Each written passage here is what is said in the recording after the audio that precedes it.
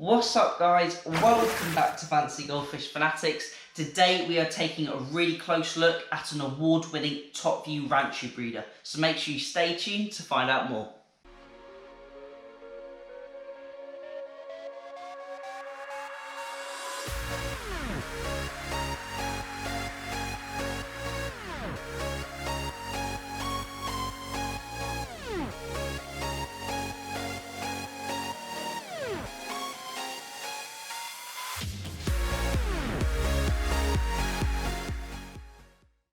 Hey Fanatics family, welcome back. As always, check out our sponsors, their links are down below. Make sure to check out Star Fisheries and Jimmy Goldfish USA for all of your goldfish needs. Also, check out the Fancy Goldfish Fanatics website where you can grab yourself a t-shirt and have a little look through our help and care guide on how to look after your goldfish. So today we are going to be visiting a top view Ranchu breeder who has some absolutely stunning fish. So many lovely Ranchu that I would absolutely love to have in my pond outdoors, but unfortunately he wouldn't sell them to me.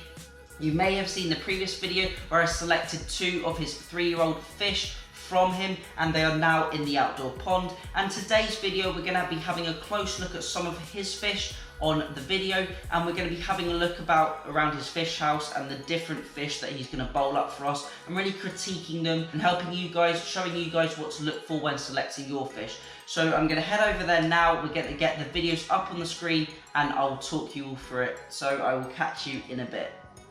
So here we are. Firstly, I just want to show you his setup before we have a real close look at some of the individual fish within the bowl. Here we can see his outdoor Ranchu pond, which is absolutely ginormous. I believe it holds around 4,000 litres, maybe 5,000 litres, and it has a large multi-bay filter on it. There are definitely over 100, if not potentially up to 200 Ranchu in this pond, but because it has such a huge surface area, plenty of plants, plenty of natural algae, natural insects, etc., the fish get an absolutely great feast throughout the day, day in, day out. Also, these fish actually do go through the seasons and they aren't brought inside, so they are quite a hardy line, and that is one of the benefits of the top view Ranchu. They can be kept outside in the winter, and this pond has frozen over in the past and the fish have all made it, apart from maybe a couple of really weak ones, but obviously that is removing the weak genetics from the strain. And if you are using some of these fish to breed in the future, then you are creating a really hardy strain that is adaptable to the UK weather. Some absolutely stunning fish in that pond. But now we are heading inside into the main greenhouse. At the top we have a few fry tanks. These are quite easily set up. They have a really regular water change routine, and they are just using some large pieces of foam and lots of air stones as the main filter. With the top view Ranchu, in comparison to the Thai fish, the water changes are conducted on a much more regular basis and at a much larger percentage. Generally, in the olden days, and the traditional method of keeping top view Ranchu is with no filter at all, and 100% water changes are conducted. The fish are generally fed a few times a day. The fish that are being grown on, like the fry and the high quality fish, are fed 4 to 6 times per day to really get the growth on. There is plenty of aeration, which is another key thing to have in these setups, and the natural abundance of algae really helps bring these fish on, and I assume is why mine are doing so well in their outdoor pond. The pond you can see, or the tub you can see here, is actually for the broodstock fish and holds around 1,500 litres. Generally, you'll notice all of the setups in the greenhouse are really shallow to stop the backs from curving too much. Generally, you'll find in top view Ranchu, the backs are much more straight than a normal Ranchu, so they are quite similar to a lionhead goldfish. Generally in the deeper water, breeders find that the backs curve more and there's more curvature. Now, I don't have any first-hand experience in this, but the breeders themselves let me know, and from my research I found that they get more of a rounded, compact shape in comparison to the longer shape if you use shallow water. And the shallow water also provides less stress on the fish and lets them develop at a natural rate without providing too much pressure on their bodies and too much pressure on the swim bladder. Now the majority, I didn't see a single Ranchu that had any swim bladder issues in the video and in this setup, which potentially shows the strength and genetics of these fish. Some more of the fish you can see here are actually bred in April, so they're only around 6 months old and already around an inch in size. Now the fish that were being kept to grow on were already around 2.5 inches, and they are being fed on a much more regimented routine in comparison to the general fry that have been held back. So I'm just going to show you a little underwater footage of the broodstock, as these are my absolute favourite fish that the breeder has. So these fish generally range from 2 to around 6 years old. They range from around 3 to 6 inches, and different quality traits are selected for in different batches. So some of the fish you'll notice will have larger wens, some of them will have better, more curved backs, some of the fins will be more splayed open, and generally the coloration is not chosen so much. Generally the body shape is chosen over any coloration or any pattern, because these are all very random throughout the breeding. Although you'll notice all of the fish are either orange/red or red and white, the general pattern and coloration is just completely random in the fish, and generally the fish are only specifically chosen for their body shape or their fins and their swimming pattern. So when selecting fish, generally a lot of hobbyists that are quite new to the hobby will choose nice fish that have really nice pattern and really nice coloration that are really appealing to the eye. But a breeder does not want to select those. They want to select a fish that has a really good body shape, because the pattern, as I mentioned, and the coloration can really change throughout the progression of a fish from fry up to adulthood. And generally the body shape, the swimming pattern, the fins, the luster and the skin quality, as well as the wen growth, are far more important factors in breeding these fish. Now obviously a lot of breeders will have different varieties, different colours and different styles of fish. However, with this breeder, they are solely focused on the red and white top view Ranchu, which does make selecting pairs and broodstock fish far more easy in comparison to some other breeders. But they do still produce over 1,000 fry per year, and those really have to be whittled down in an extreme culling process to attain the really high quality desirable fish. Now without an extreme culling process, you will have lots of deformities, lots of shark chew with the dorsal fin sticking up. You will have backs that are really bumpy or not bent enough, and you have lots of deformities going on. I would say the top 1%, if not the top 0.5% of fish actually make a good Ranchu. Generally, after speaking to the breeder, if you're getting 1,000 fish, you'll be lucky to end up with around 10, maybe even 5 that are really good quality and really worth growing on and keeping. You may get around 50 to 75 that are generally good fish, but the top 10 and top 5% out of the 1,000 will be the best fish to keep and grow on overall. So it is a really extreme culling process. Now we are going to get some fish in the bowl. So I'm going to start with the slightly weaker fish first, and then we will work our way through to the slightly stronger fish at the end. If you did see the video before this was actually one of the fish I chose for the outdoor pond.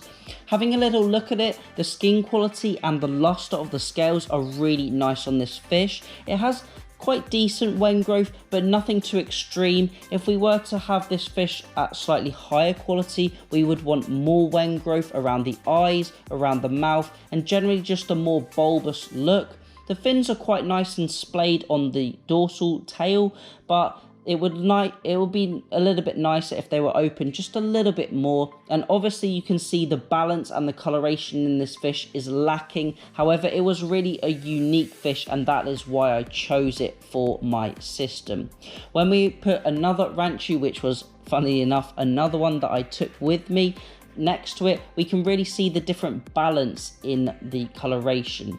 On the fish with more red, or beni as it's known in Japanese, we can really see that that pattern is far more balanced and the fish just looks more balanced to the eye. When we look at the other one, the heavy beni at the tail and dorsal area and the tail tube, and then the beni on the eyes creates slightly an unbalanced fish, which to a hobbyist is absolutely fine, but to a judge this would be some marks off. Now, I'm no personal judge in the top view Ranchu scene or the fancy goldfish scene, but I'm just trying to help you guys in looking for some different traits in what to look for in your fish and what I look for when selecting fish. Now here we have an absolutely lovely Ranchu in the bowl. We can see the quality is far better in this fish. The tail is nicely splayed. We have a really nice even pattern which has quite a unique character to it. We can see those different blocks of white on either side.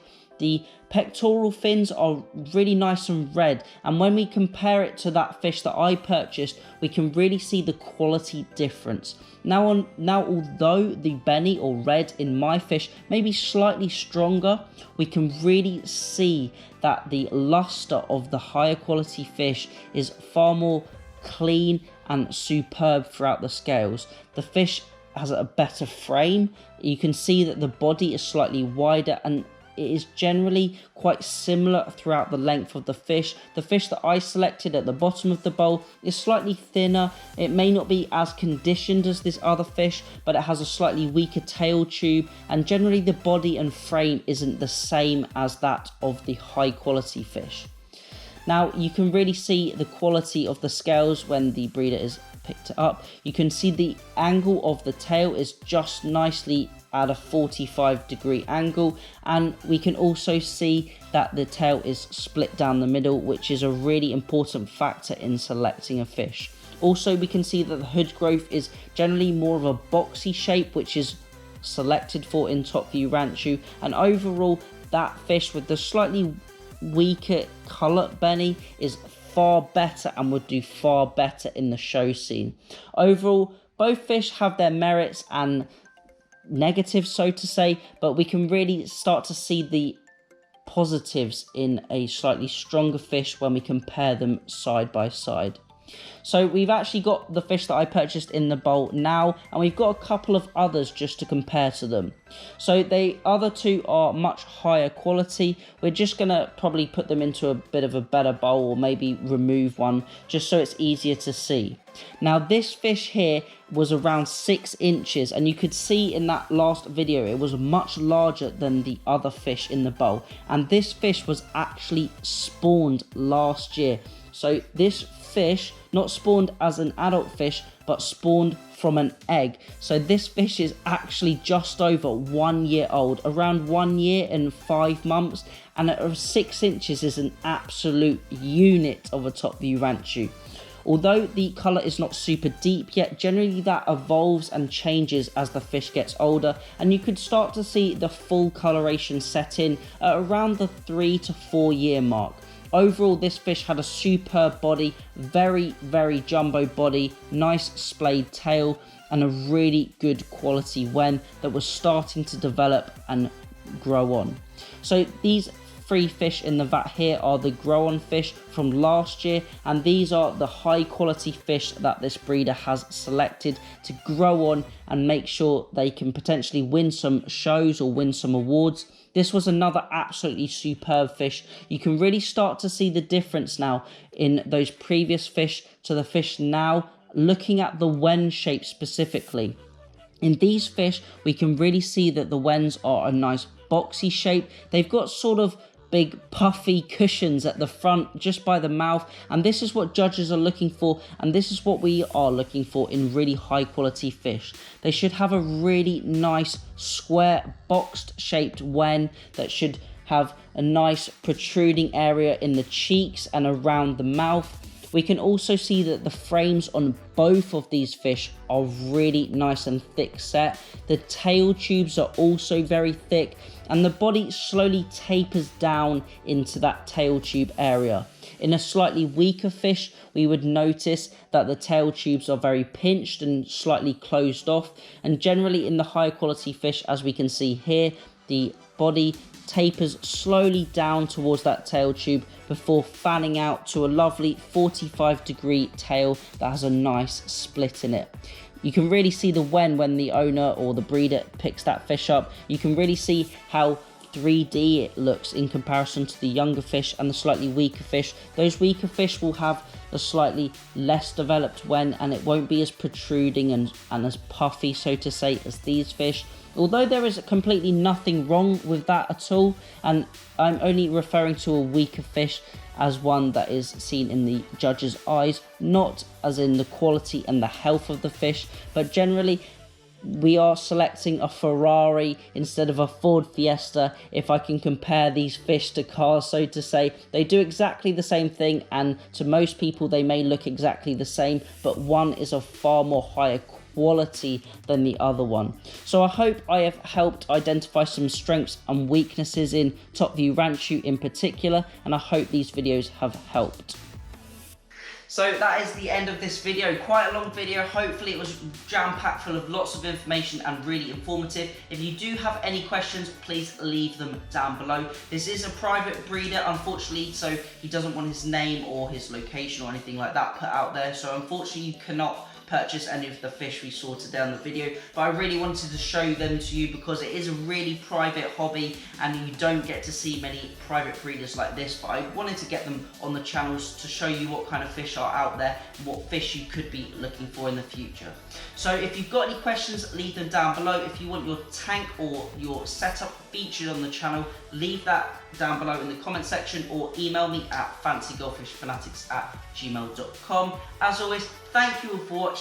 Remember to keep those water changes up and happy fish keeping.